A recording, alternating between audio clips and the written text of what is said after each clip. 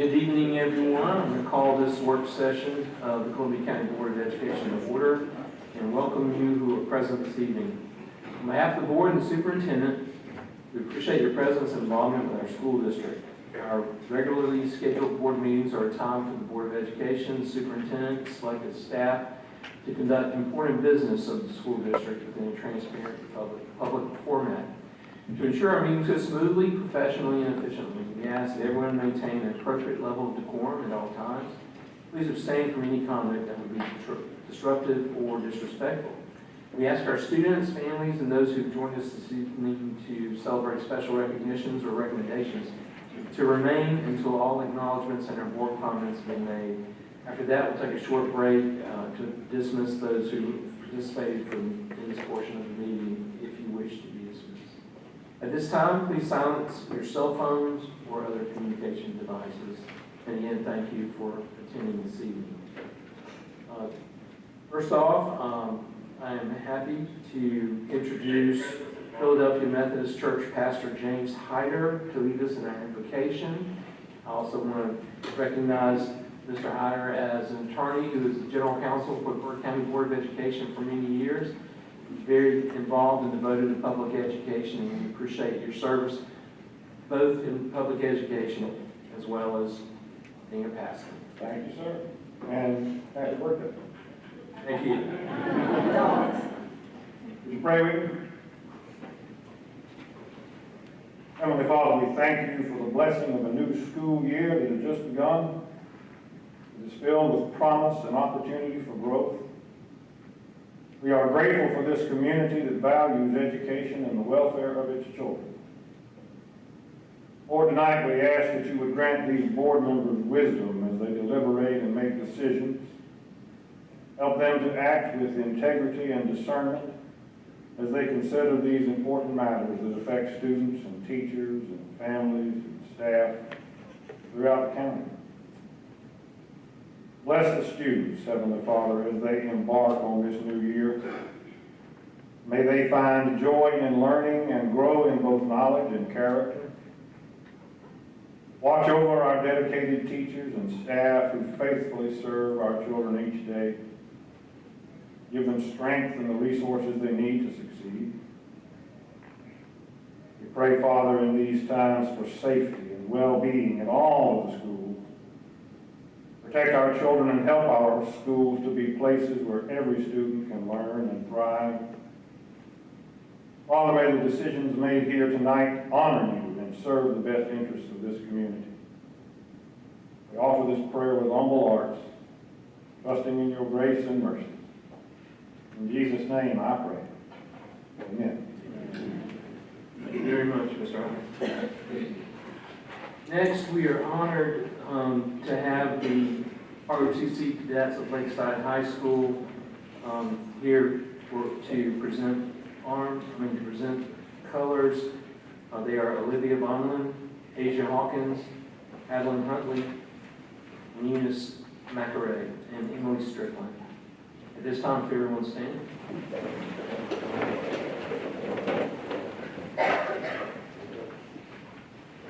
Forward, march.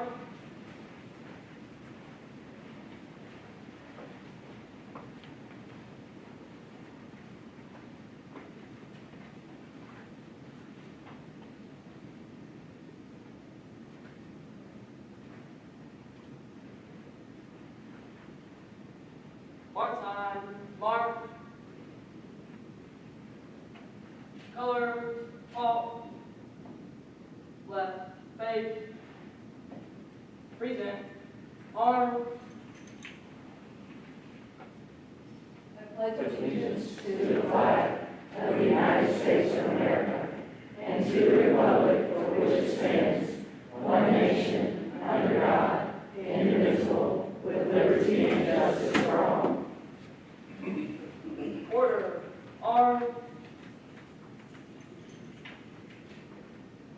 Right, face. Forward, march.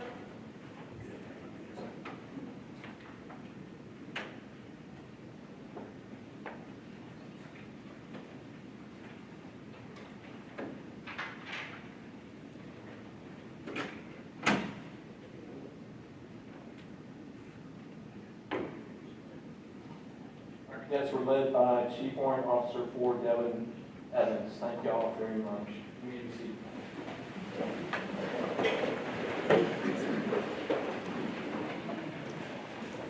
This time I'll entertain a motion to approve the agenda.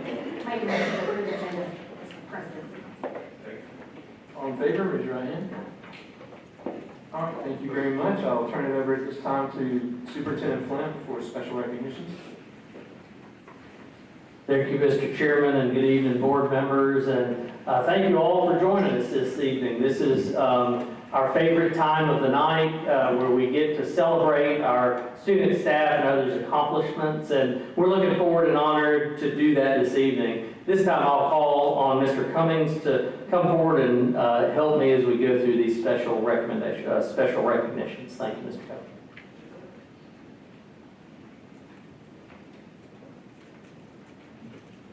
Good evening. Thank you all for joining us this afternoon to share these special recognitions. To all of our students and advisors being recognized, please come forward when your name is called and remain until a photo is taken. And family members who support these students, we ask that you stand to be recognized as well. We're thrilled to begin our special recognitions tonight by honoring the remarkable accomplishment of our outstanding Beta Clubs. The National Beta Club is one of the oldest and most prestigious clubs students can join. It is a club that believes in and encourages leadership, academic success, character, and service. Each year, students are encouraged to compete in the National Beta State Competition in Savannah for an opportunity to showcase his or her vast array of talents at the state level. Placing in the top 5 allows students an additional opportunity to compete at the National Beta Club Convention. From Harlan Middle School, at the Beta Club State Convention in December 2024, Lorelei Patrick achieved a remarkable milestone by being elected as the 2025-26 Georgia State Beta Club Secretary.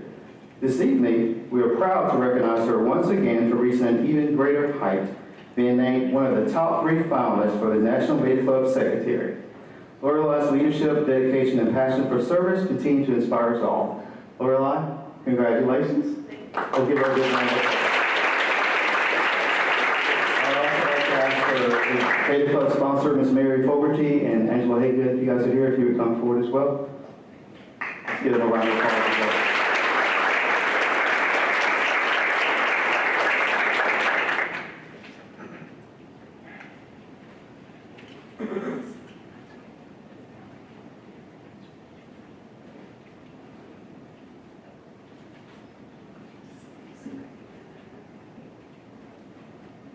Oh. Congratulations, Ms. Reed, as well. Sorry, Ms. Reed.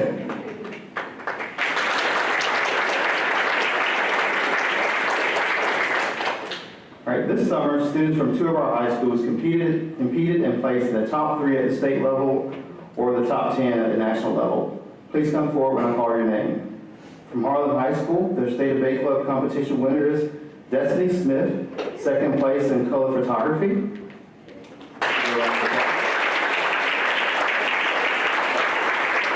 The sponsors are Lisa Wilson and Brian Milliken, and Principal Mr. Casey Dees.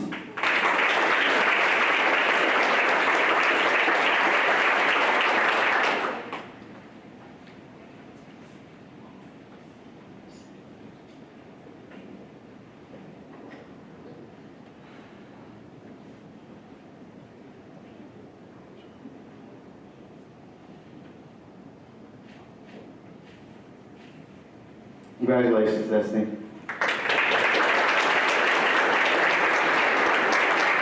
In Lakeside High School, the State Beta Club competition winners are, I will say that several of these students graduated and they're in college at the time, but I will recognize them as well.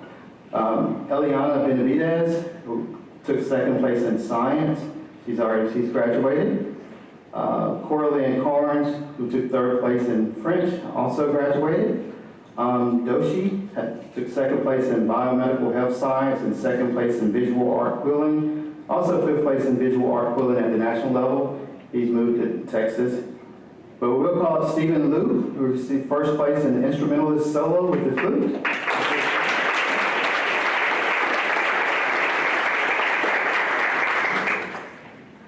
Julia Mann also took 2nd place in spelling and she graduated as well. Their musicology team also took second place, and those members are here today. So we'll start with Gray Holland.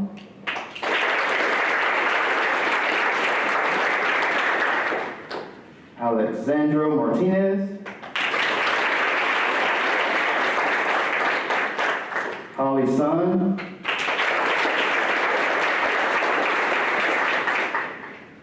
And Hannah Thomas. The sponsor is Ms. Patricia Lozano Nunez and Principal Ms. Juliet King.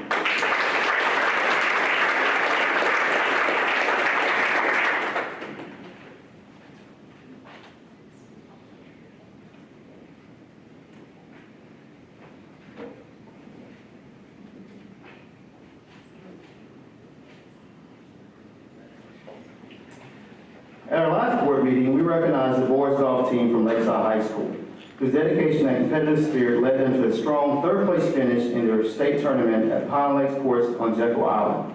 Hamilton Coleman was not able to attend that meeting due to playing in a national golf tournament in San Francisco. We are proud to recognize Hamilton today for his personal achievements in golf. He placed third in the GSSA Boys Golf Invitational State Championship and earned a spot on the prestigious All-State Golf Team. This success didn't stop there. Hamilton recently claimed victory at the 77 U.S. Junior Amateur Championship held in Texas, and as a result of his outstanding performance, he has been named to the 2025 U.S. Junior Ryder Cup team, which will compete next month in New York. Hamilton Coleman, please come forward.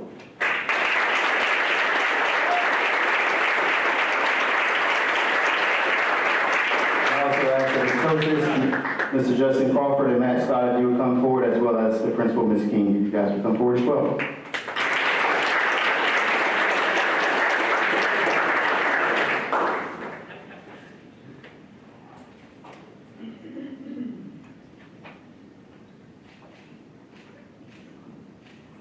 Congratulations, Hamilton. This concludes our special recognition. Thank you very much, Mr. Cummings. Wonderful recognitions. I'm sure our board would like to respond. Let me start this evening calling on Ms. Judy Teasley. It's quite an assortment. Thank you all very much. Parents, we appreciate all of your efforts. Sponsors, we couldn't do this without you either. And students, congratulations. That's quite an accomplishment. And one of the many reasons that we are blessed in the Columbia County School District. Keep up the good work. We wish you all the best going forward in the 25-26 school year. Hope to see many of you back here next year for additional recognitions. And we'll be watching Mr. Coleman probably on TV, maybe, and the Ryder Cup there. So great things in store for all of you. Keep up the good work, and we thank the staff here at Harper Farm Road that makes all this possible as well. So thank you all very much for all of your efforts. Thank you, Ms. Teasley. Next, let me ask or call on Mr. Bill Kent. Thanks, James Hyde, for giving the prayer and the words of wisdom. It's funny, James and I several exchange club together, and you may not remember this. Several years ago, we did a fair together here, an annual fair, and a lady, we were working our shift at the gate, and a lady walked by us and then quickly turned back around and came up to me first and said, I walked by you and I felt this I touched by the Holy Spirit. I said, it definitely wasn't me. And I looked over to James. I said, James, I think that was probably you. And they had this dialogue, long conversation. I thought that was pretty neat, though. Hamilton, we missed your last meeting. Congratulations. Pretty awesome achievement. You were at school orientation at Lakeside, I think, and you walked by, and one of the kids beside my son said, I just shook Hamilton Coleman's hand. And I said, well, have you shaken his hand before? I said, yeah, but it's different now. Okay, I think you're right. So hopefully, the fame and notoriety, it's tough to deal with. I'm sure you're a good guy, and I'm sure you'll handle it well. I hope you do. I pray you do. Congratulations to the Beta Club winners. That's pretty awesome. Thank you, Mr. Kent. Ms. Katie Allen. Well, thank you all for all your hard work, and I know the recognition only takes a moment, but the work behind it takes hours and days and so much, even a lifetime, especially when you're building up those kinds of skills. So just Thank you for our Beta Club competition winners, for all the work you do, and the parents behind the scenes working hard too. And, you know, Mr. Coleman, I echo Ms. Teasley that I'm sure we'll be seeing you on TV, unless, have you already been on TV? There we go. Well, we'll be seeing you again. But yeah, thank you all. Again, parents, community, it takes a team. So great job. Thank you very much, Ms. Allen, and last but not least, Ms. Christie Baker. Thank you, Pastor, for opening us up in the vacation. That always starts the meeting off just nice, kind of calms everything up here, and we do appreciate your words of wisdom and the power of prayer. So thank you so much for that. We appreciate it. To our Beta Club winners, congratulations. We look forward to seeing y'all and the things you will bring back to your school and the leadership that you show in your school. So we do kind of put y'all up there as leaders and look forward to seeing great things from you. ROTC is always great to see them. They did a great job. Golf, I'm not a golfer. I told my son the other day, I said, I think my friend Tracy Showman and I are going to take golf lessons. And he said, Mom, stop. He said, you won't be any good at it. So I kind of don't do well at miniature golf or putt-putt or whatever you want to call it. So I think lessons are not there for me, but I do admire everything you do. I was telling them last week that I grew up in Clemson. For some people thought it was Thompson, but Clemson, South Carolina, which has a good little golf program. So one of my best friends married Larry Penley, who's a golf coach. So if you ever want to play up there, you probably already have. It's a great little course. It's a tiger paw. So look forward to seeing you on the TV and following you. So thank you for all that you do. I think that's Mr. Deacle, I think, has some wise words to say these recognitions. Well, first of all, I agree with what everybody said. I congratulate you. I do want to recognize a couple of our folks in the audience today who have served faithfully on our Board of Education in the past.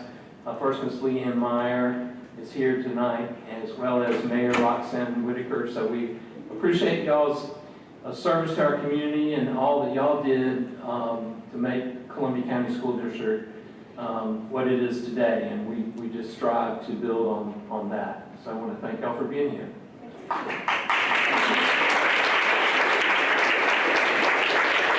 With that said, we will pause, and if anyone would like to leave the meeting, you're welcome to exit to your right.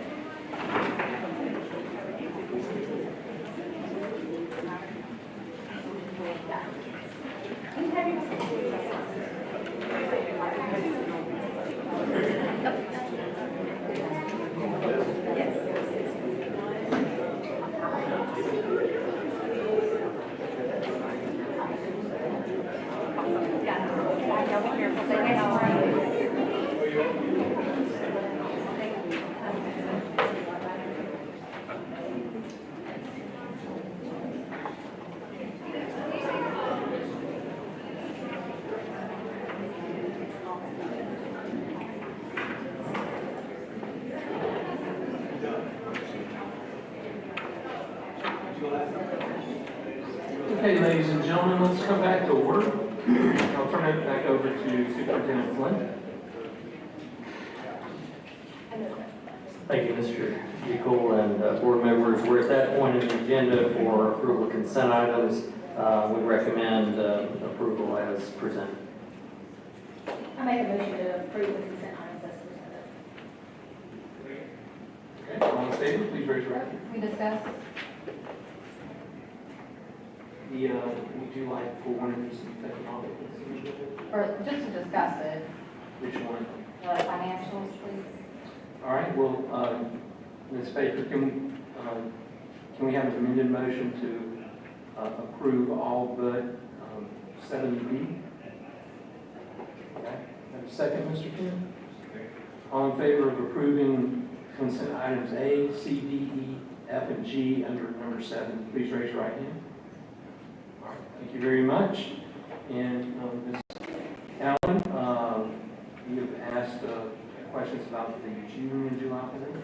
No, not questions, just ensuring I'm understanding the numbers correctly and I highlight a few. So I'm looking at, just so that y'all can follow along with me, the financials that end for the fiscal year. So it's already a packet. You have a copy for everyone? It's in our shared folder in the financials folder. I just like to have mine printed. And then I'm also looking at the final adopted budget from 24 to 25. So really what I'm trying to do is compare our end of year fiscal numbers to our beginning of the fiscal year budget numbers, and just kind of look at some patterns and talk about that for just a minute. And then I'm fine approving. I don't see any issues. I just want to highlight, make sure I'm understanding. So, so just quickly, Alex, if you can, I don't know if you have a copy of this on hand. Okay.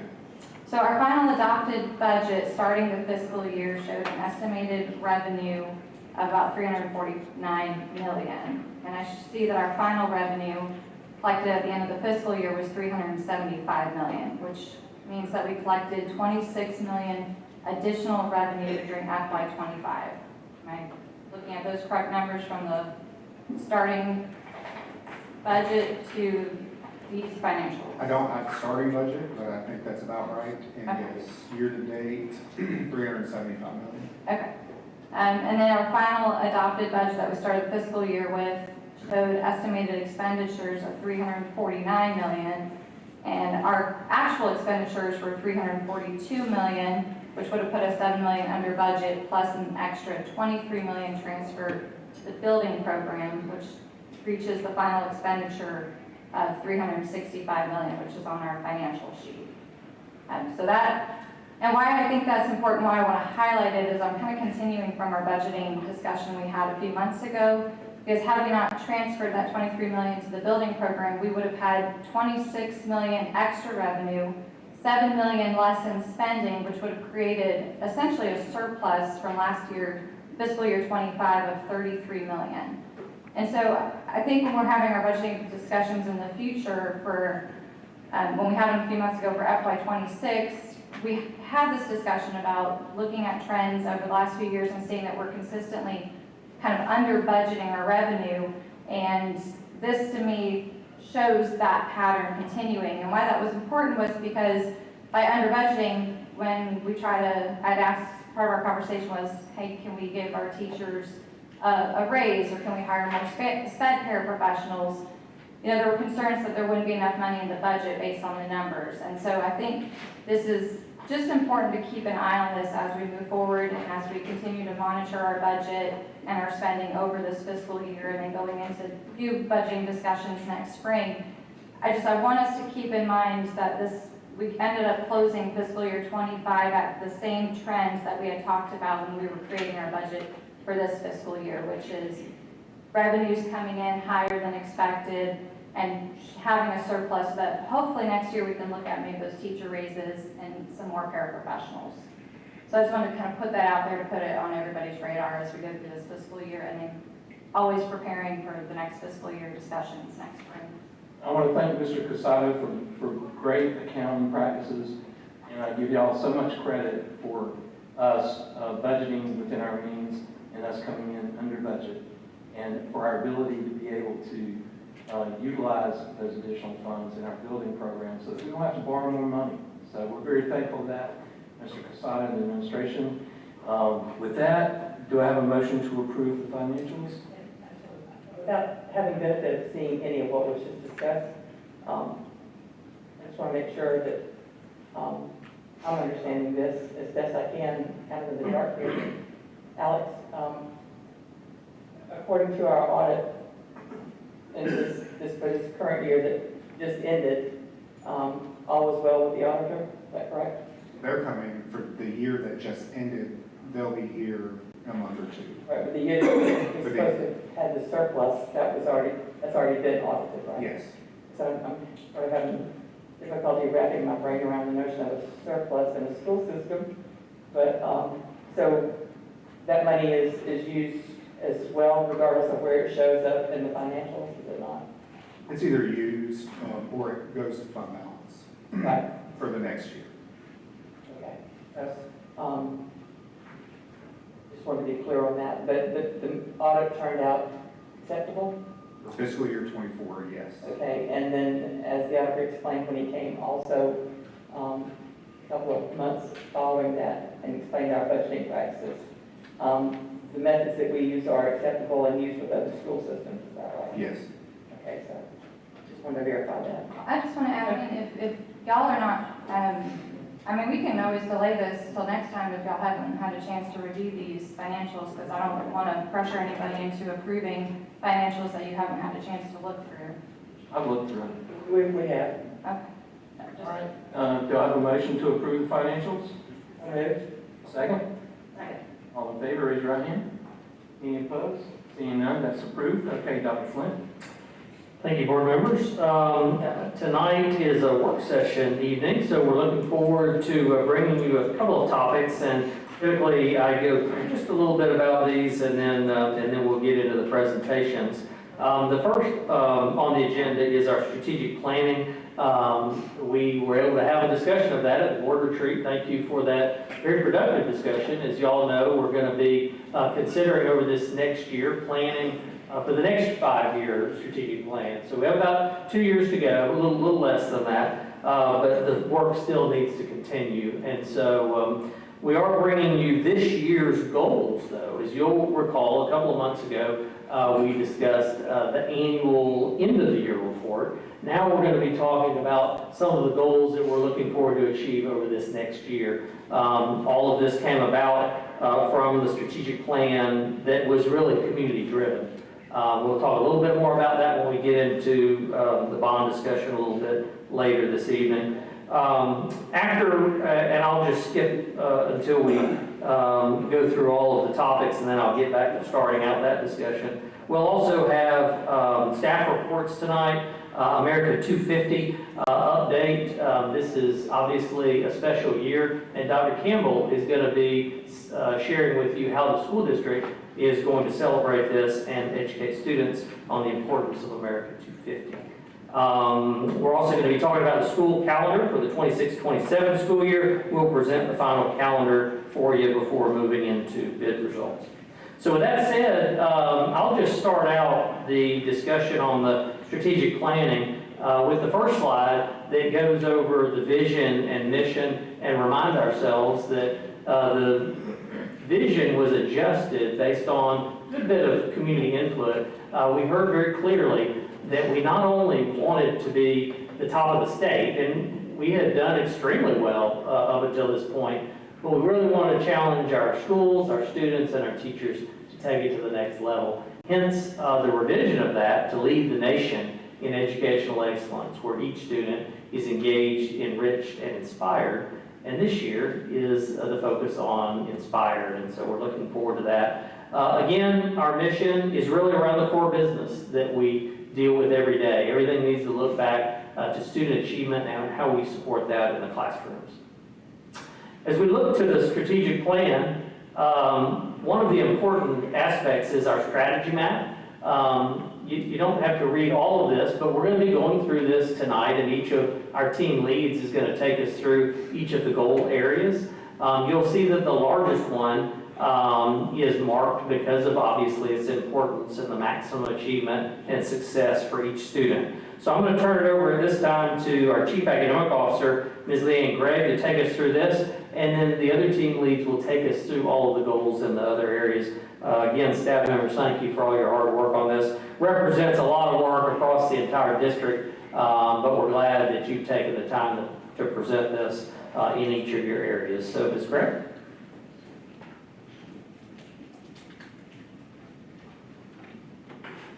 Good evening, Board. I will talk with you, as Dr. Flint mentioned, about Goal 1 and the action steps and performance objectives around that goal. The slide you see before represents the CCSD instructional framework for continuous quality improvement. This is the model we use to measure the effectiveness of teaching and learning, and therefore it is used to determine the success of Goal 1, as well as the next steps for continued improvement. Goal 1, maximum achievement and success for each student, has 3 key performance objectives focused on curriculum, increasing rigor, and enhancing academic support. This year, we are working with our schools to take a deep dive into instruction and work specifically with administrators and teachers on the effective use of instructional strategies and methods that support each student's learning. We've transitioned to a new platform for our ACE case, and teachers and administrators have reported it is user-friendly, easy to navigate, and helps them locate our instructional resources with ease. Our 4th, 7th, and 9th grade students will participate in a writing assessment in October that will help teachers shape writing instruction for the year. We will continue to refine and enhance our ACE instructional guides by adding additional resources and developing ACE resources for CTAE, robotics, and fine arts. We have used teacher feedback to refine the middle and high school benchmarks, and teacher teams will work to develop common semester exams in our EOC courses this year. Based on our needs assessment, we will increase professional learning and collaboration opportunities for our special education staff. Lastly, our elementary, middle, and high school teacher teams will work to develop standard science labs for 5th grade, biology, and chemistry to ensure that each student experiences specific learning opportunities within select science courses over time. Performance Objective 2 focuses on increasing instructional rigor. This year we will continue to expand CTAE offerings across all 5 high schools to ensure that students have equal access to these courses. We're working to increase quality internship and work-based learning opportunities and improve our outreach efforts at the middle school to ensure all students are aware of CTAE offerings and fine arts offerings at the secondary level. We are excited to implement a Strings Academy opportunity for students this year. The interest in this new opportunity will assist us in shaping future opportunities for strings at the high school level. We are promoting rigor and enrichment through the implementation of our next-gen standards and the sample activities, as well as our robotics instructional plans across K-8. We are excited about the pilot implementation of AI tools for teachers and students. This work will provide critical feedback as we establish best practices for the effective use of these tools to maximize learning opportunities for both our teachers and students. Lastly, our work this year with the Gifted Advisory Team will assist in the development of an action plan and next steps for the revision and alignment of our gifted instructional units. Performance Objective 3 is focused on enhancing academic supports for each student. At the high school level, we will refine the MTSS process to ensure there are processes and practices in place to support each student's needs. A redesign of credit recovery and summer school will allow us to better support struggling students. Improvement in training and support for special education, gifted, and English learners will better support both our teachers and our students across all schools. We are piloting math interventions at both the elementary and middle school level to ensure that our resources support closing gaps and accelerating learning for math students. This year, we are also excited to provide more specific support in math across all levels with the restructure of math support at K-7 and A-12. Administering the PSAT 8-9 to our 8th grade students will provide our schools with valuable insight regarding which students are good candidates for advanced placement courses. As we continue to focus on enhancing and enriching learning opportunities, we will welcome the addition of AP Cyber Networking. At this time, I will turn it over to Mr. Casado to discuss action steps for Goal 2.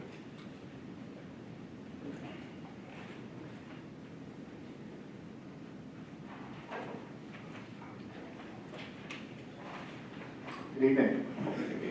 Goal Area 2 of the strategic plan is community engagement and support, and I'm pleased to present some action steps in this area for the 25-26 school year. The first performance objective is to maximize family and community involvement.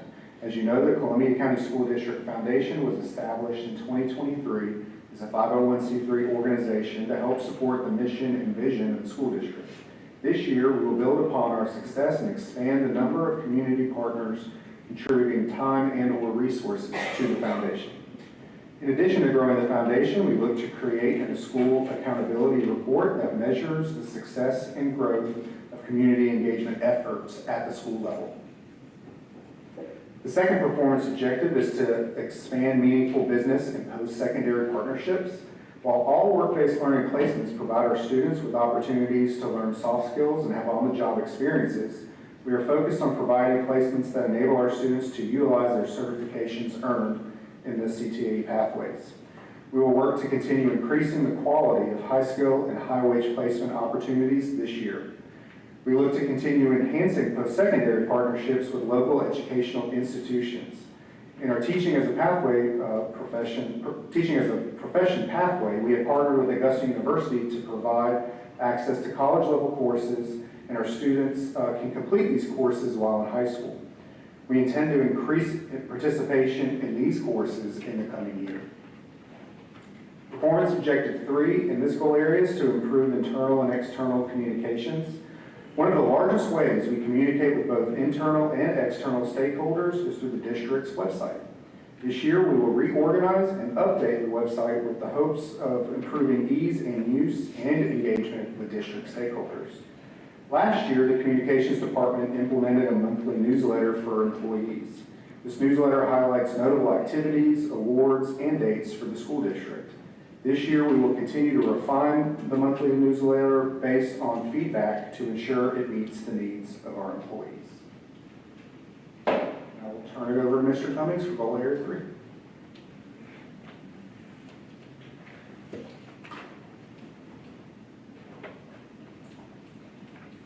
Creating a consistent and supportive culture is essential to the overall safety and success of the students in Columbia County School District.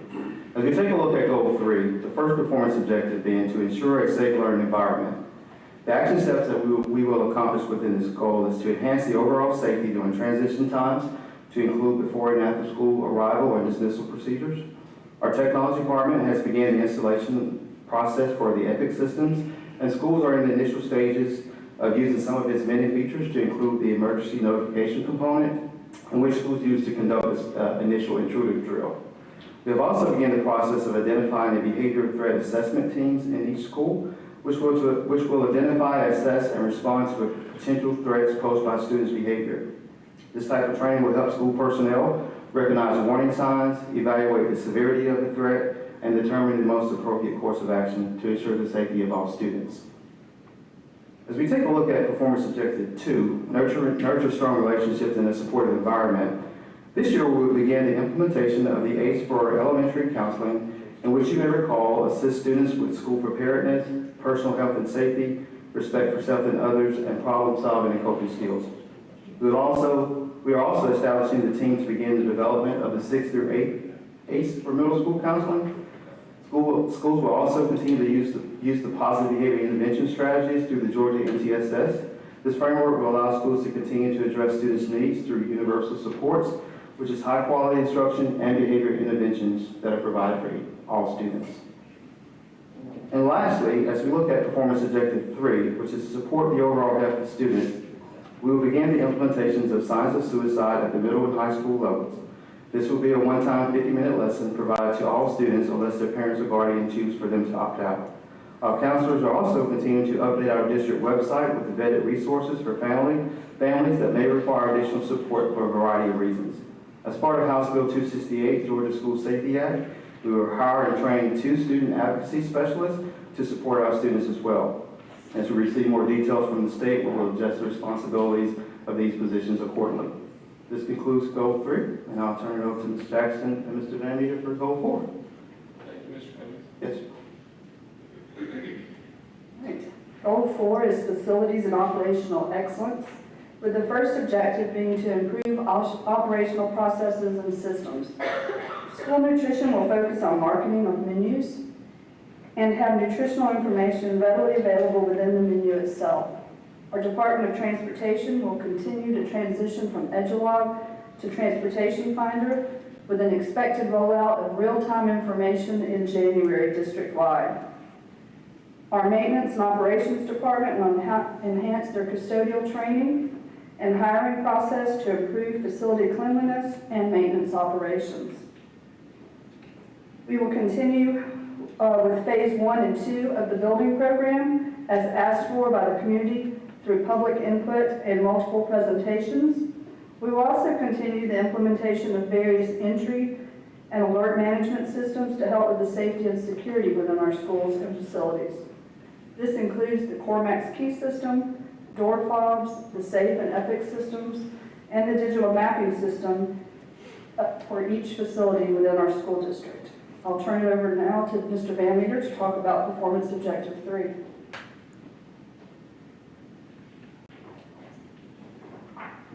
Good evening. I'm here to talk about Performance Objective 3, which is improving technology access. This evening, I will discuss our ongoing efforts to engineer a robust IT systems that strengthen our digital infrastructure, ensuring the reliability of our networks, and support a safe, distraction-free learning environment for all stakeholders. When we talk about digital infrastructure, we're referring to the entire ecosystem that enables our schools to function efficiently in the digital age. This ecosystem includes everything from the devices used by our students, faculty, and staff, to the wireless and wired networks that connect those devices, and further to the backbone, which is the fiber, switches, routers, and firewalls that transport data across our environment. Recognizing that most end-user devices now connect wirelessly, and given the increasing reliance on wireless connectivity, we have partnered with specialized companies to conduct comprehensive walkthroughs of our facilities.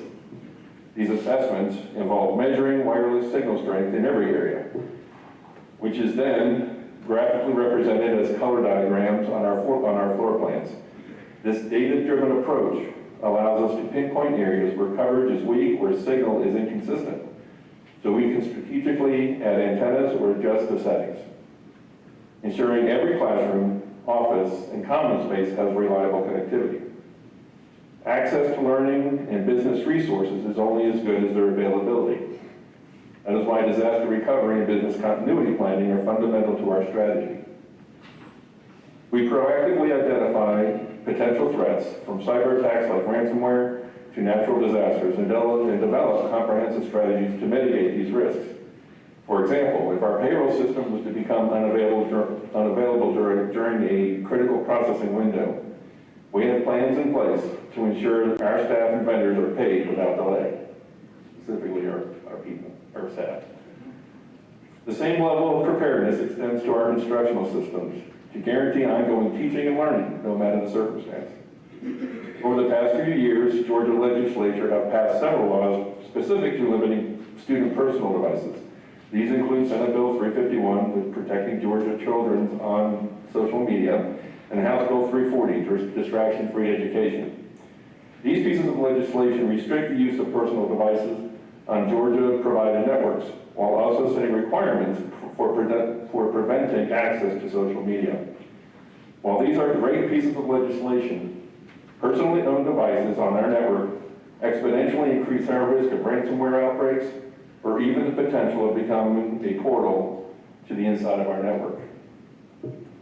An example would be like a virtual private network to circumvent the civil filters. To enforce these new rules, our technology team recommended and the school board approved the purchase of our network access controller.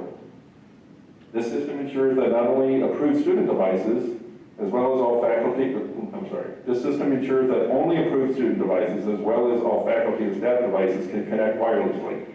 By reducing the volume of non-essential network traffic, we not only improve the performance and reliability of online instructional materials, but also help students focus on their education, free from unnecessary digital distraction. Every improvement we implement, whether in monitoring, device management, or security, serves a central purpose: to enhance the transport and reliability of data. A reliable network is the foundation for all digital learning and business operations. By reducing needless traffic, mitigating threats like ransomware and malware, and ensuring our systems are resilient, we create an environment where technology empowers student achievement rather than hindering it. None of this would be possible without our dedicated technical staff here in Columbia County School District. Their commitment and pride in their work ensure our students have secure, reliable access to the resources they need to excel. I'll turn it over to... How large is your staff, Mr. Green? 14 in the core, and then 32, we have one in each school. 14 plus 30. Yes, sir. Yes, sir.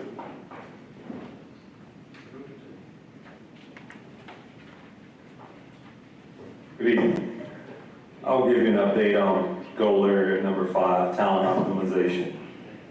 Every day, the work of the district's HR division is focused on the core functions of recruitment and marketing, hiring and onboarding, training and professional development, retention, promotion, and retirement.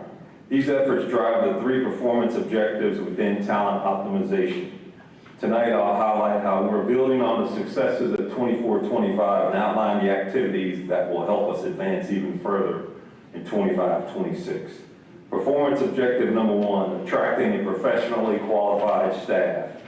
Over the past 5 years, we have collected and analyzed key data, including college enrollment trends, preparation program participation, alternative certification pipelines, separation data, and employee surveys.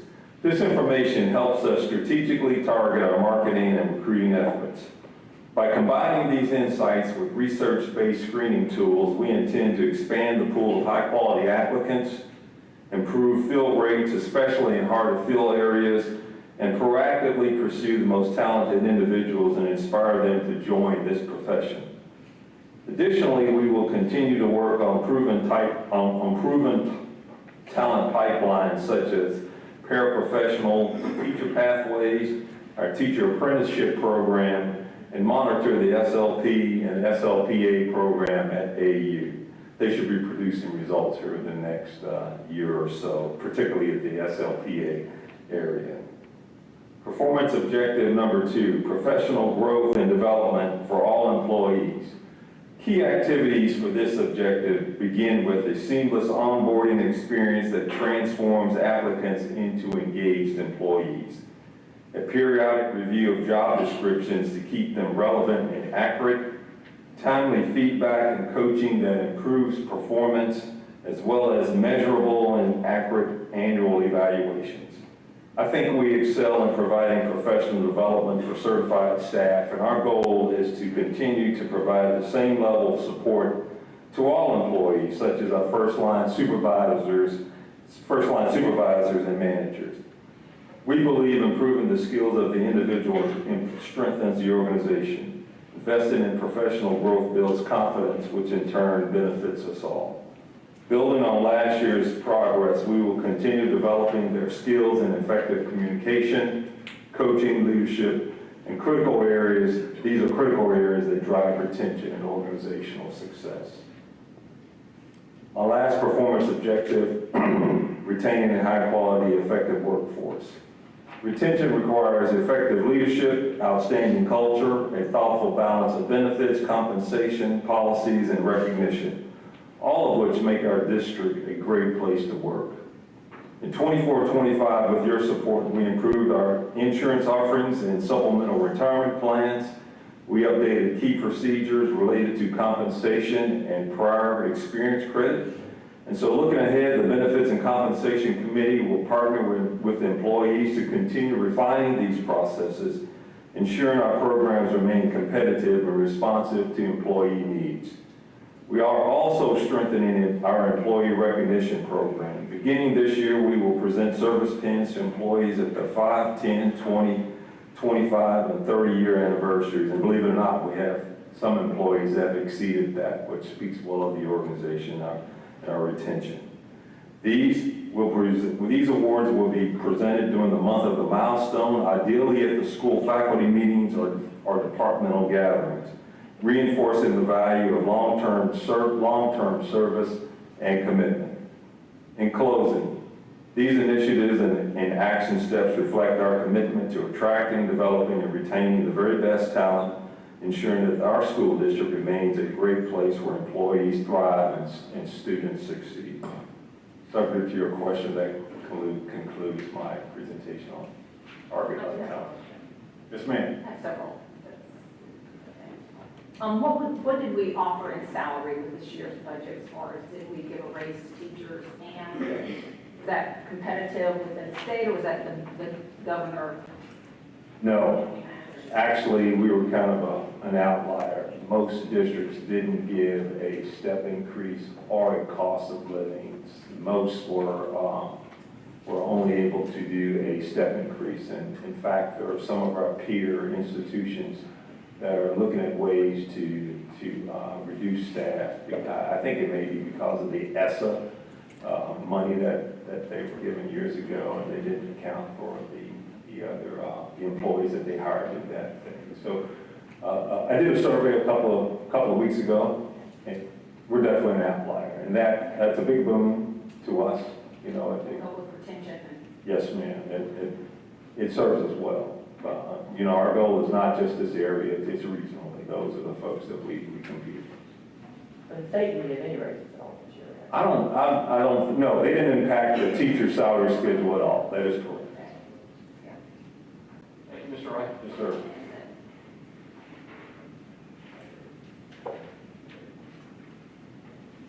Good evening. For those of you who are old enough to remember, 1976 was a very special year. The United States turned 200 years old, our bicentennial. The nation celebrated with fireworks, parades, reenactments, school events, plays, special postage stamps, and even commemorative coinage. Now we're approaching another national milestone, the semi-quincentennial, 250 years since the signing of the Declaration of Independence. Looking forward to July 4th, 2026, we want Columbia County School District faculty, staff, and students to join the national celebration by engaging in lessons and activities that honor our past, enrich our present, and imagine our future, our inspirations and aspirations. Earlier this year, under the leadership of Michael Foster, who is our district's social studies curriculum specialist, approximately 20 volunteers from Columbia County elementary, middle, and high schools met as the district's America 250 committee to generate ideas and activities based on the inspirations and aspirations theme. Our goals were to develop ideas for monthly American themes, to encourage teachers to adapt lessons, to recognize the inspirations and aspirations theme, to encourage schools to develop their own America 250 committees, and to continue to find and share ideas and resources with all schools across the district. Some of the ideas that the committee suggested are the following: guest speakers, Americana-themed dances and proms, Red, White, and Blue Day on or near the 4th of each month, writing essay contest, patriotic-themed art and music, local field trips, and virtual field trips. The committee also looked at the upcoming calendar to see how they could match events and holidays that were already occurring into monthly inspirational themes. As a result, the committee came up with themes that are broad enough to fit with any subject area, in addition to the many grade levels and subjects that teach civics. As you can see on the screen, we designated September to be Games of America. We also celebrate Constitution Day on September 17th. October is Escapes of America, and November is Recognizing Our Heroes. In January, we will focus on Words of America, literature and songs, and in February, we will focus on American innovations. In our last 2 months, March will have a focus on our national motto, E Pluribus Unum, out of meaning one. And in April, we will explore the American art that inspires us all. We're thankful for the work of the America 250 Committee. Our schools are excited to celebrate our semi-quincentennial each month as we approach July 4th, 2026. Thank you. Well done. Yeah, it's really great. Thank you. Thanks, Archie.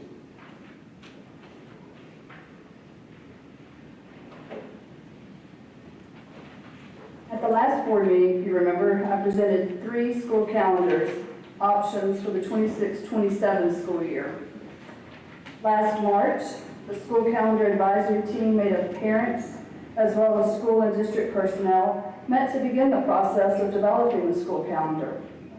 From August the 13th through the 22nd of this year, we solicited feedback from the parents and staff on the calendar that were presented by the advisory team. The survey was sent out to school employees and was available on the district and school websites for our stakeholders. As a recap, there are a number of factors that play into developing a school calendar. We provide 180 days of instruction to our students each year.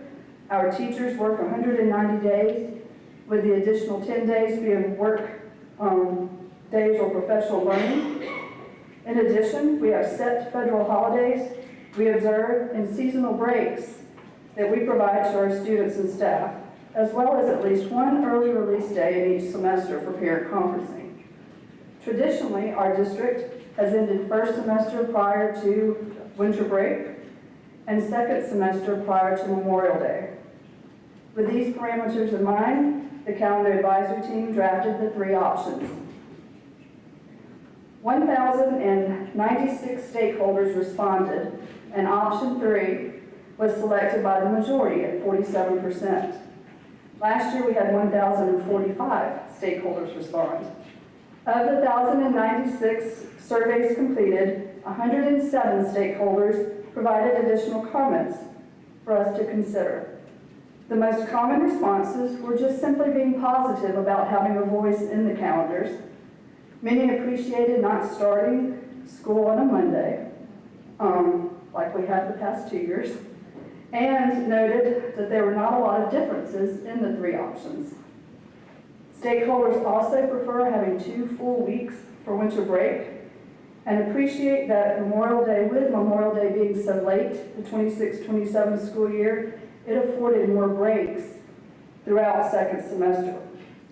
Stakeholders continue to prefer the early release days to be connected to a holiday weekend, providing additional travel time for those going out of town. Based on stakeholder feedback, we will publish and post calendar option 3 as the preferred 26-27 school year calendar. On approval by the board? Well, it is not necessary. We certainly can do that, but the calendar is something we just present based on the feedback from our stakeholders. Okay. I have a quick question, if you don't mind on that. What was the thought process on Veterans Day 11th? I know it falls on the 11th, I believe, every year, right? Yes. I know that kind of breaks up the week. I felt like we always had school programs, and it wasn't always a day off on Veterans Day. I could be wrong about that. Yes, and we had a lot of feedback from the community about not having Veterans Day off. So they have their programs, and I don't mean to just answer a question that you haven't even asked yet, but Well, you know, the programs are held throughout the week, and they vary from school to school, and we certainly provide the board with a list of the programs by school that are taking place, and parents certainly try to join those programs as well, so. I didn't know if I was putting, when maybe instead of break up the week, have it on a Monday, still have the program to celebrate it during the week, but maybe not break up the week. I still think we probably get the feedback from, in particular, the veterans and the military folks, that having the day off on the actual Veterans Day was preferred by those that. We haven't always celebrated Veterans Day. We have. And we have always gotten feedback that veterans, It is probably, we have a lot of military, I'm sure. They want it on Veterans Day, which makes sense. all right, thank you. Sometimes we get opposition, sometimes people think There they're we don't, interested. we don't. It's reasonable, thank you. I do want to say real quick, thank you for the time that y'all put into. I know it does take additional time, instead of just getting the task done, put it out to the public, give a comment period, take all the commenting in and do all that. So thank you to you and your team for inviting that community input and then using it to make the decision. As we move forward, let me also again thank staff that we went through that relatively quickly, but obviously I think you know very well that a whole lot of work goes into this, and then throughout the year we look forward to bringing back some of the improvements that they talked about now, and then we'll look forward to the end of the year bringing you all the results, and hopefully we'll see quite a few. We'll move into the building program. First I need to hit the bid results. We'll start out with school mapping in alignment with Georgia House Bill 268, also known as the School Safety Act. We've conducted a thorough review of available solutions to enhance school safety and improve emergency response coordination. As you can see on the chart before you, and based on a review, we're recommending critical response group in the amount of $147,386. This time, we recommend approval as presented.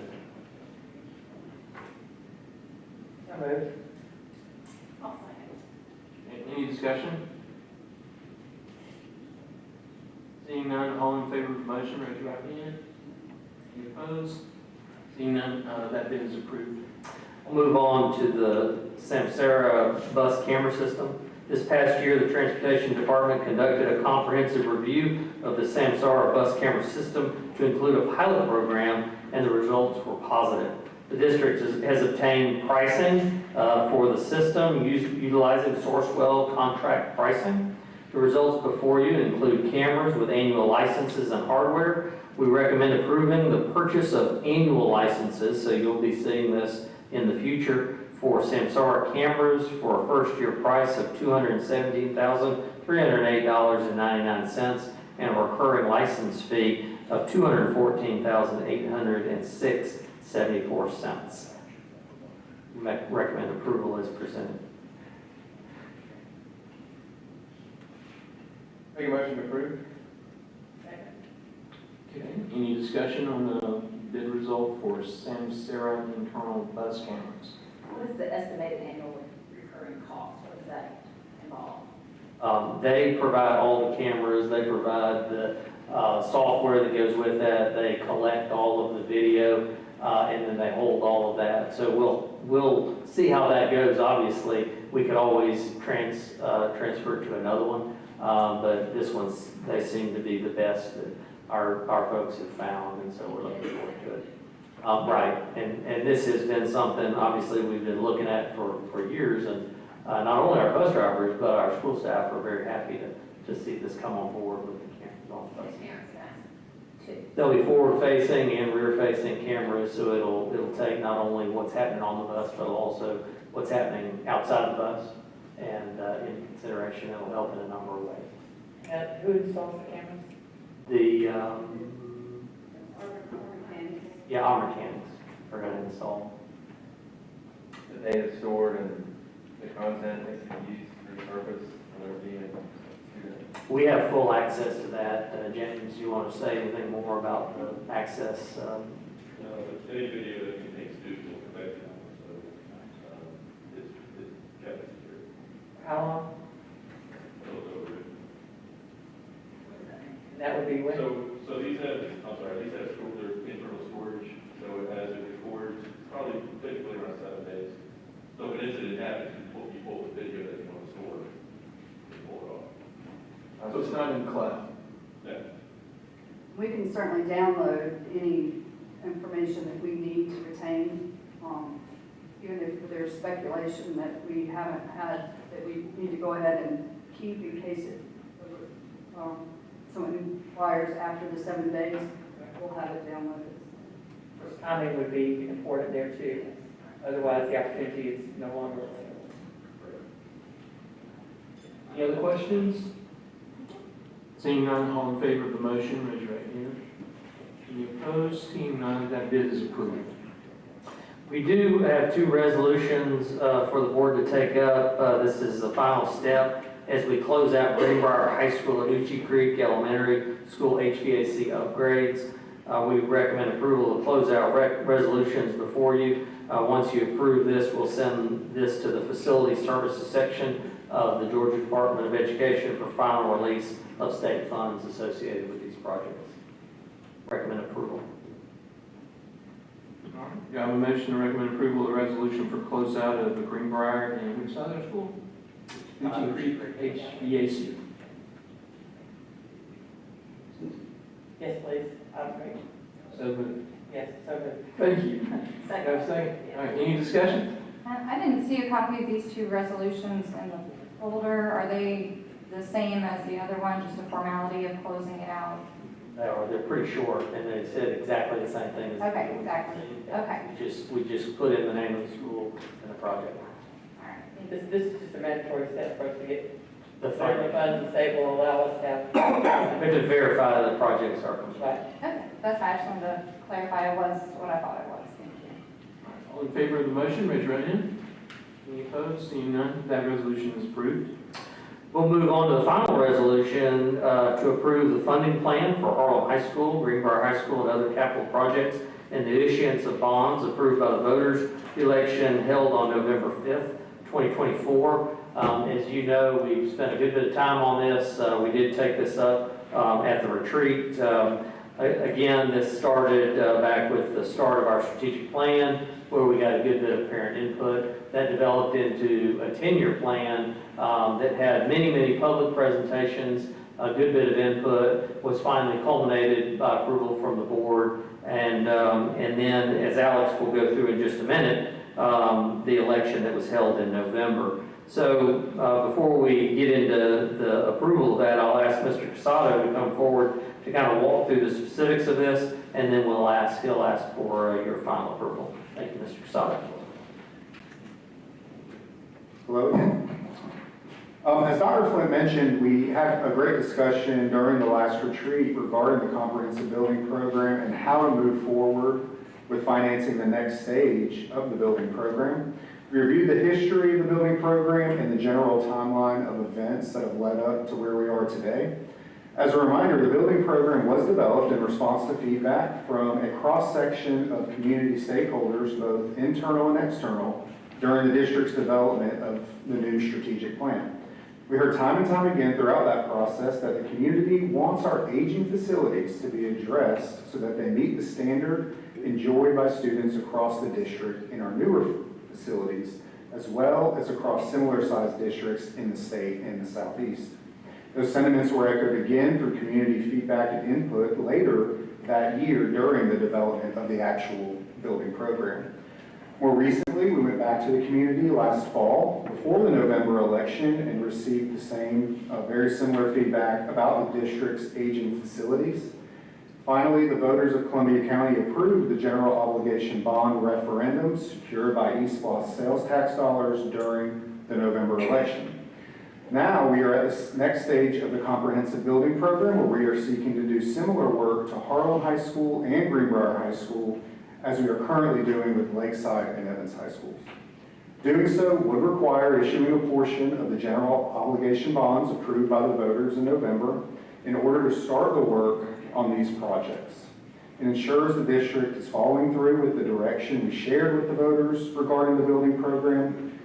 And the plan of finance that we put together is a financially sound one that aims to avoid the need to levy a debt service millage rate to pay back these bonds as long as future East Lost cycles are renewed. If so, undertaking these bonds under this plan won't jeopardize the vital work happening in each of our schools every day, which is high-level student instruction. Tonight, we ask that you approve the resolution before you to move forward with the plan of finance for the additions and renovation projects for both Harlem High School and Greenbrier High School. And I'm happy to take any questions you may have. First of all, let's have a motion. Make a motion to approve the funding bonds. Approve that resolution, sorry. Yes, sir. All right, and I'll second it. So now the floor is open for discussion.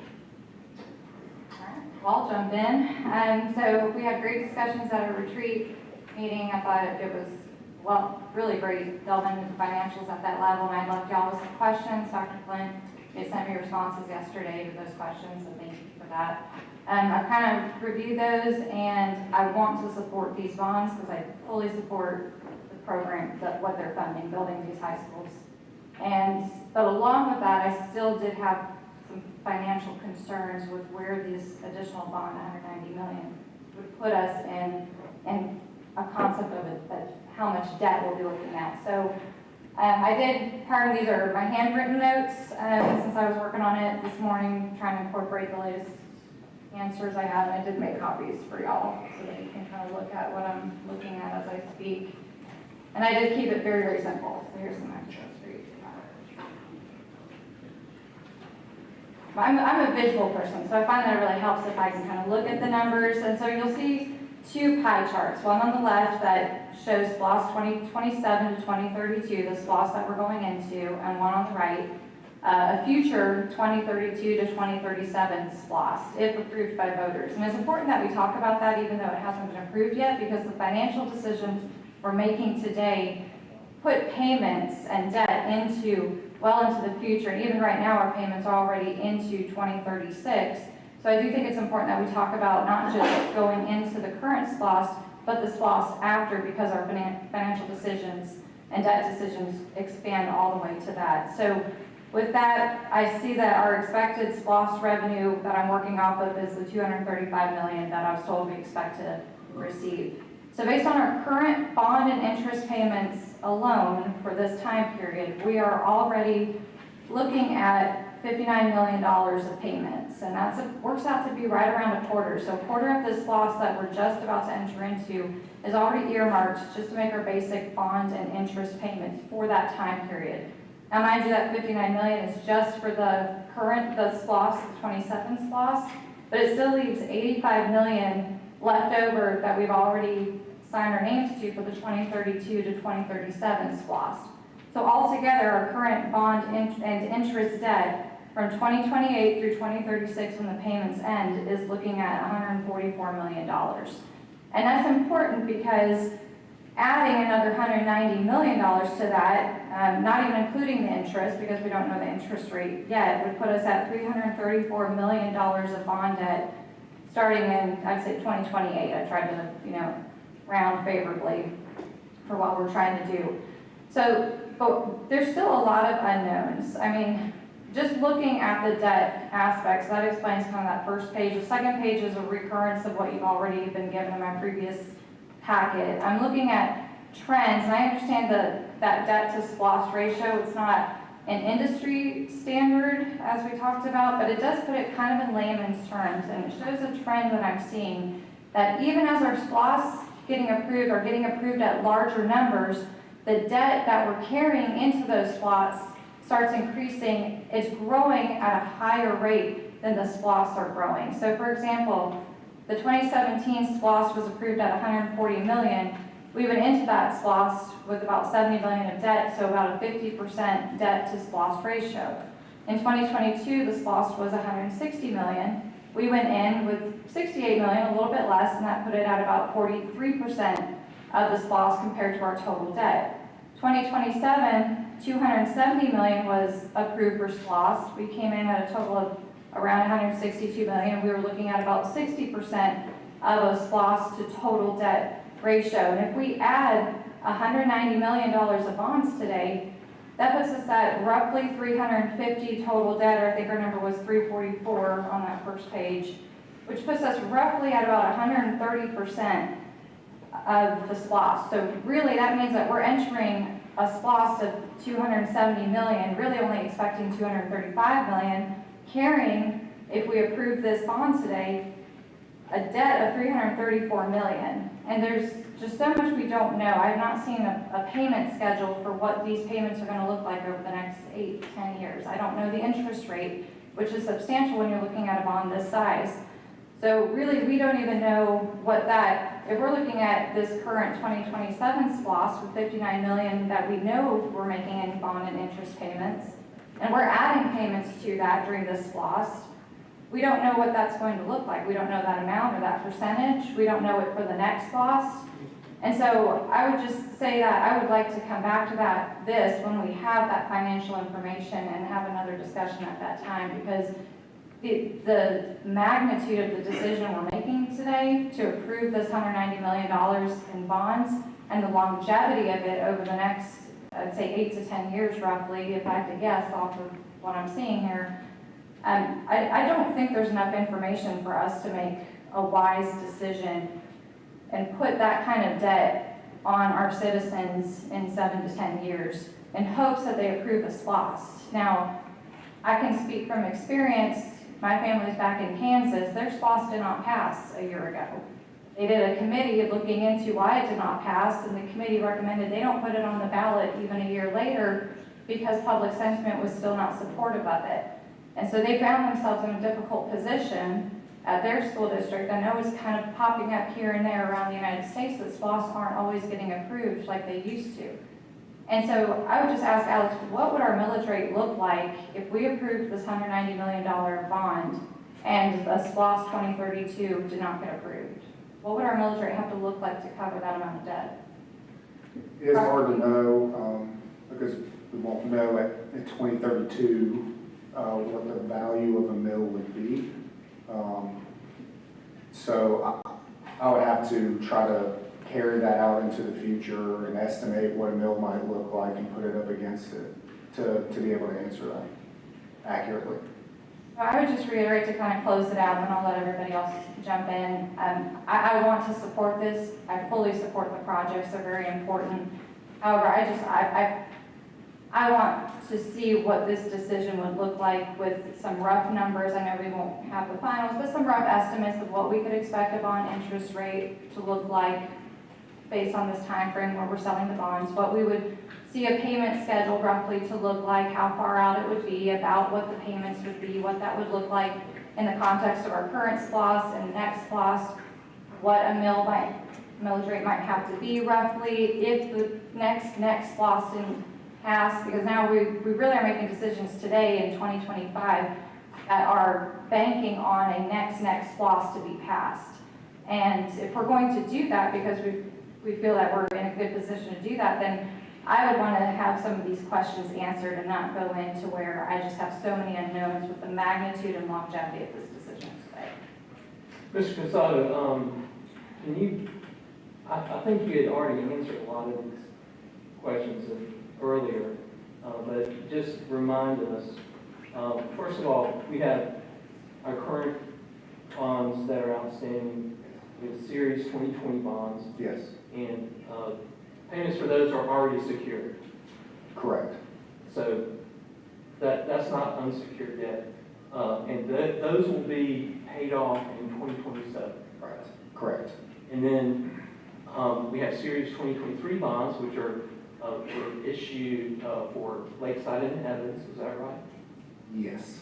And those are secured with our earlier bonds. Yeah. A large portion of them are, yes. Yeah, a large percentage. With the SPLOST that was just renewed. Right. Yes. And so when we do go to the voters and ask them, do you want us to bring our schools up to date, and it's going to cost what we believe a certain amount of money, we can only ask for a 5-year SPLOST under the Georgia law. Is that correct? Correct. So we can't ask for a 20-year SPLOST. We can only do it 5 years at a time. That's right. And so the question of whether or not we are bringing on too much debt, you don't agree with that statement, do you? No, I think, again, we have a plan that we've purposely put together because we wanted to, as best as we could, be certain that we would avoid having to levy a debt service millage rate, assuming the SPLOST renewed, right? And so if we were not in that scenario, I might have answered that question differently, but this was crafted with that in mind. And within the confines of all the SPLOST, the couple of SPLOST referendum that are backing both the previous bonds and the bonds we're considering. And if we don't issue bonds, the effect of that is we are not able to conduct the improvements to Harlan High School and Greenbrier High School like we have previously already agreed to do and want to do for the county. Right, it would have to wait. I mean, until a day where the funding could be secured. All the money we have now, and I said this during the retreat, on the board reports that you see, there is a little bit of unallocated funds there, but it's pretty negligible in the grand scheme of this. But all the funds that we have today and can reasonably anticipate through these SPLOST renewals, through the current eSPLOST cycle that we're in, fully pay for Lakeside, Evans, and any other leftover kind of projects that we're finishing up.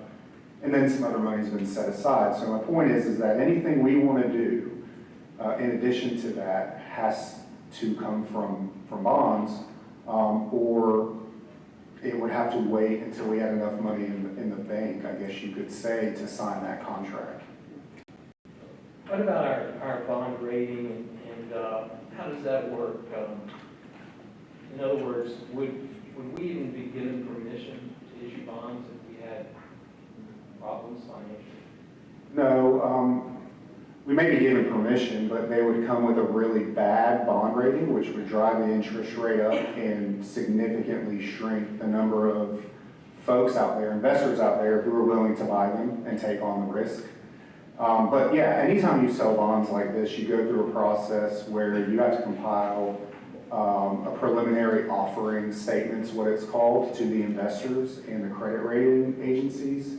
The credit rating agencies, and we use the two premier ones, Standard & Poor's and Moody's, so two, not just one, pour over our financials, that preliminary offering, and use that data on top of community data, things out of your control, to give the school district a bond rating, if you will, a credit rating.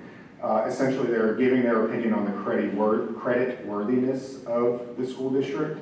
And our bond ratings, we have a history of them being extremely high.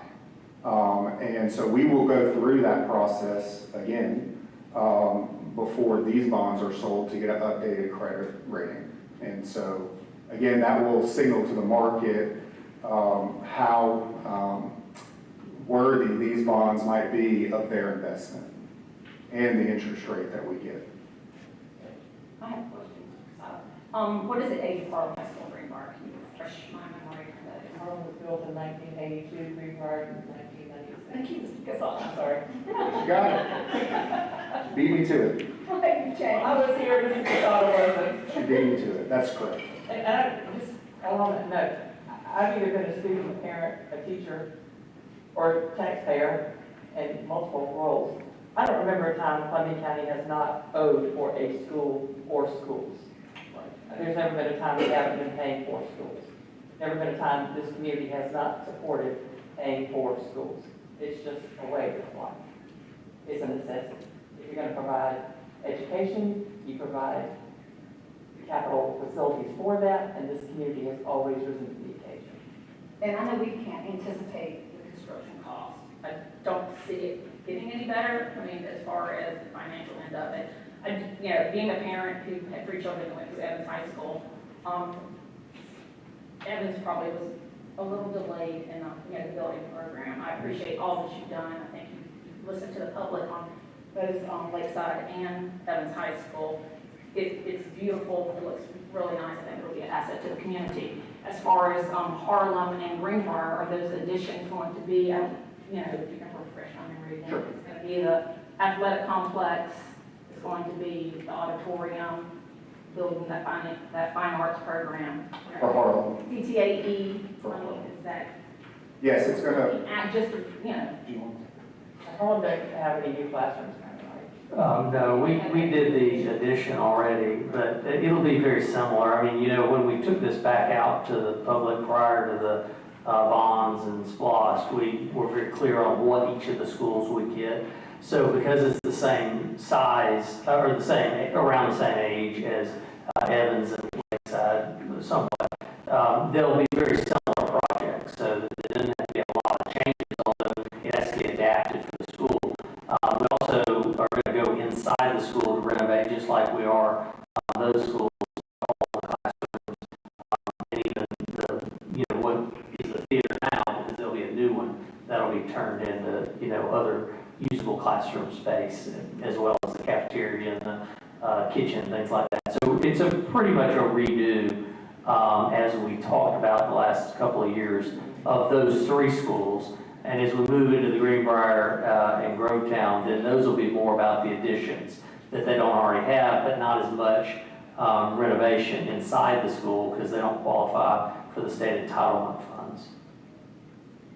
how fast are we growing at Harlem and Greenbrier? But Harlem seems to be the focus as far as what I hear in the community as far as growth And we think we've gotten some of that under control with that addition that we just put onto the front.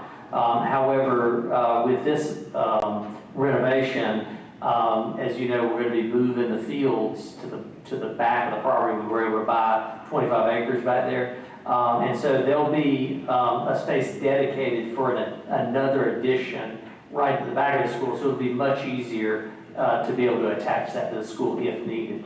We are going to see some increases over the next couple of years because we have a bubble going through the system right now.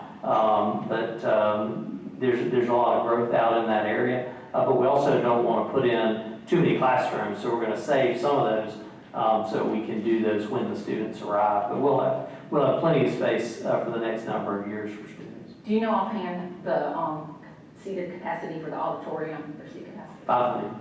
So I've been to a graduation back in the days when we did them at Harlem, and I know space is very limited. So are we seeing the same thing when they have meetings, or they need that additional space for the community? Because I know part of The new, I think I answered that correctly. The new theater will have 500. I don't know what the old one is. This is very small. It's got to be like 150 or so. It's pretty small. So it will. Supportive of Harlem High School, and I know that they have large crowds. So Right. But yeah, no, I think, from what we've talked about, Evans and Lakeside are very similar. We've provided a lot of updates on those, the design, and we have some, we've shared with y'all the renderings and all that. Even though it has a different look, the spaces are a standard that we're trying to get to. And that's kind of what we were aiming for with the 10-year plan and now the comprehensive program, was to get a standard that every student could kind of enjoy at every school, not just the high schools, but we've been very focused on the modernization of the high schools because that was the thing we heard loud and clear from our community. And I know you don't have a crystal ball and you can't predict, but if we did not issue bonds, how long would this delay the building project? Or bring? Yeah, it wouldn't be done. Not in many years. The bonds are the vehicle to do this, and that's why we put that on. Even the referendum that went to the voters listed first the bonds on that referendum. Do you think it's fair to say that any delay could increase cost on building? Well, we've seen that. Now, I'll say, and y'all have asked about, even the budgets that, or the estimates that we've put in place. We've greatly increased what we might anticipate the building cost to be over the next couple of years. So we do anticipate that continuing to go up.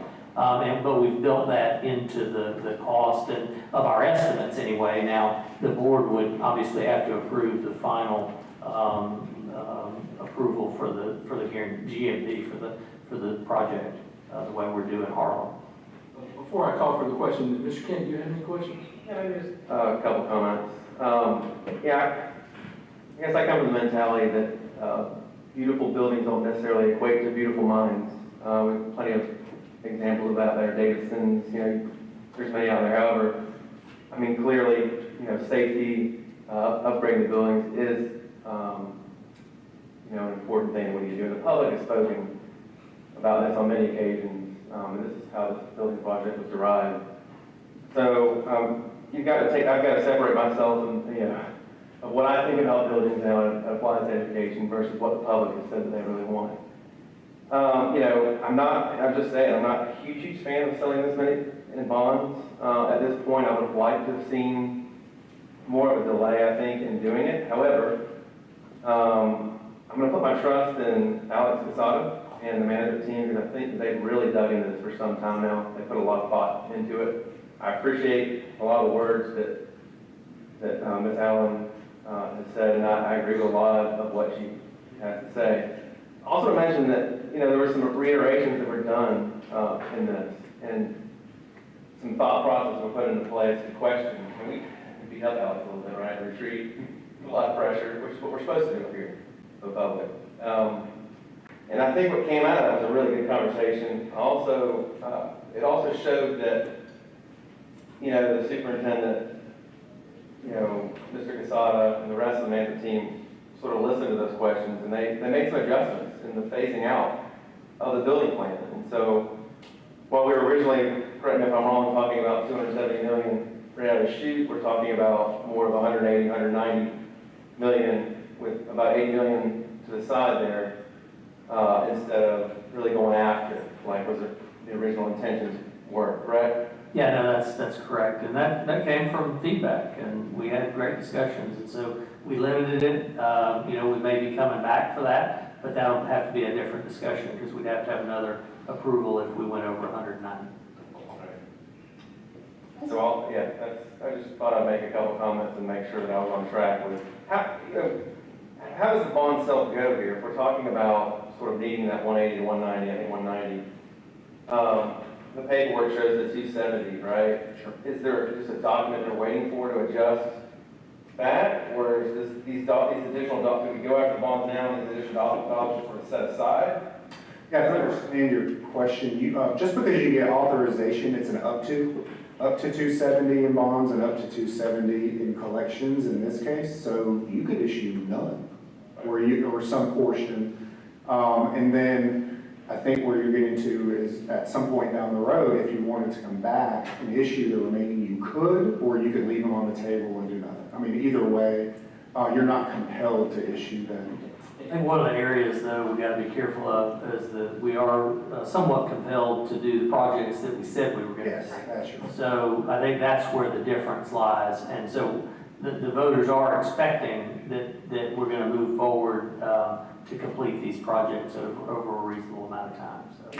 And also for clarification, this resolution is almost like a preliminary resolution because y'all will be coming back to us in November, and that will have actual number of bonds. So what this resolution does is it says, please proceed with doing the paperwork. Yes. To bring back to the board, and at that time there will be a set amount in that resolution. Is that correct? That's correct. There'll be a number of other times where we're going to have to come back to you, just as any project that we have to get bid approval for. And so we're also going to have to expend funds between now and then. So we wouldn't be out spending time, effort, money, legal expenses if we didn't think that we would be able to get an approval later. It would be kind of not only a waste of time, but a waste of money and resources. Understood. Okay, I just want to make a few more comments as I started, given all the information that we've got.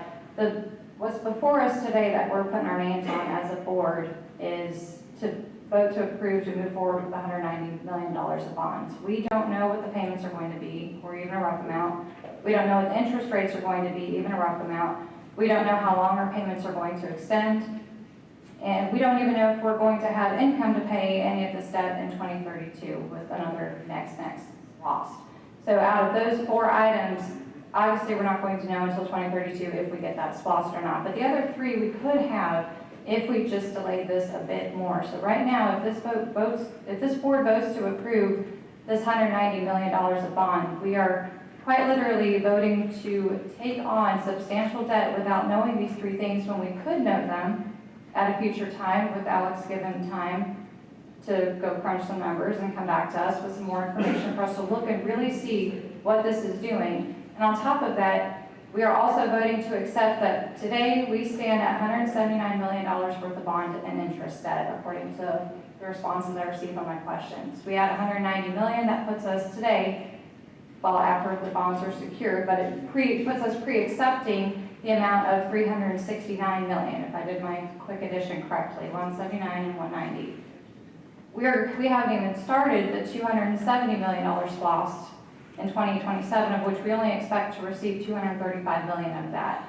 So just to kind of sum it up, where I'm looking at this vote today, where we could wait a couple of weeks, come back at our next meeting with these numbers, with some visuals to see what really is this decision going to look like, not just for us, but 8 years from now, when possibly we're not board members anymore, when maybe a different administration is here. What is it going to look like for people down the road if we approve this amount? And so just to really, to put in layman's terms, it's almost like we're going to buy a 3rd car and we're not being told the interest rate, we're not being told how many payments are going to be, and we're being told, hey, it's going to be fine. And we're co-owners of the dealership.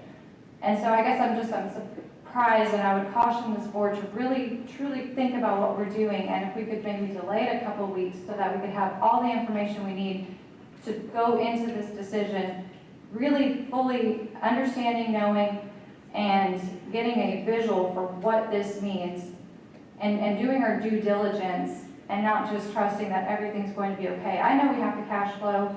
I know we are going to make our minimum payments, and I know that our credit score is good, but just because we can, at what cost are we going to do it at? And on top of that, like Christy said, we're already looking at another bond after this one. We're already looking at more money that we're going to borrow. We're already looking at construction costs that run anywhere from 150 to 200% over budget when you're looking at going into a SPOS on day one compared to where those SPOS end as those construction costs and things change.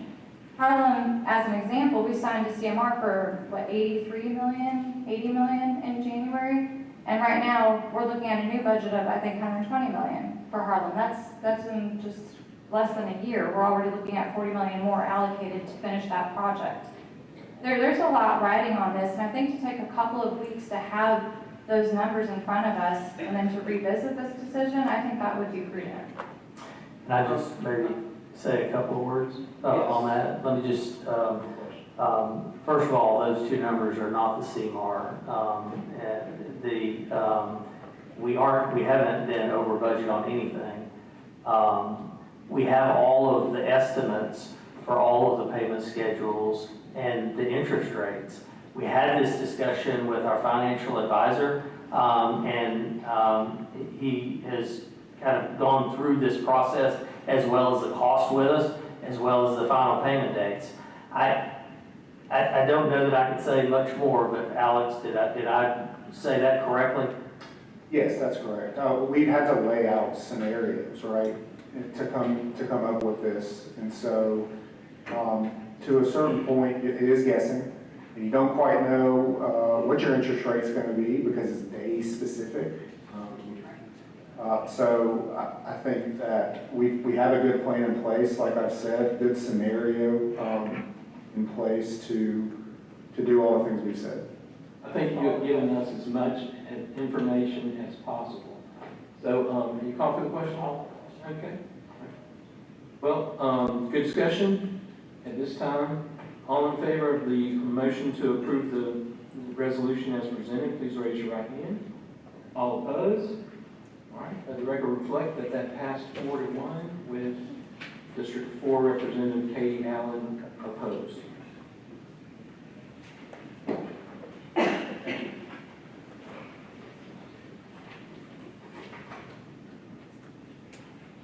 Okay, thank you, board members. We'll move on. I think the next topic is under superintendent reports with school web design rollout. You heard just a little bit about this, but I want to let you know and congratulate and thank Ms. Remkus over there, who's been working really hard along with all of our schools and a whole lot of other staff. On Tuesday, September 2nd, our newly redesigned district school websites will officially go live. This project's been a collaborative effort involving principals, school staff, district department teams, and others who work closely with our web platforms. Obviously, our public use that. Hopefully, they're going to be able to access information even more easily. And you know, when I go on there, I try to find it, and it's all on there, but some of the time it can be so hard to find. But we have so much information. It's pretty hard to organize it, but they've done a great job, and we're really looking forward to this. It also is an initiative of our strategic plan, and you heard about that earlier today. The rest of the information listed are important dates to note, and other than that, that concludes this portion of the meeting, Mr. Chairman. Thank you. Let's see. Dr. Flint, do you have any items that need to be addressed in executive session? We don't have any tonight, thank you. All right, well, I'll say that we don't have executive session. Can I make a motion that we approve the personnel sheet as presented in the memo? All right. Second. Okay. Any discussion? Do we need to vote to amend the agenda to reflect that we will? Sure, we can do that if necessary. I move to amend the agenda to Remove executive. move executive or annotate that executive session was done by, but however, I direct to you, Chairman. We have a motion second to amend the agenda to remove executive session. All in favor, raise your hand. Okay, and then we have a motion on the floor to approve the personnel sheet as presented. All in favor, raise your hand. Very good, thank you. And I'll entertain a motion to adjourn. I'll move. Second. All in favor, raise your hand. Thank you. Thank you, ladies and gentlemen. Well,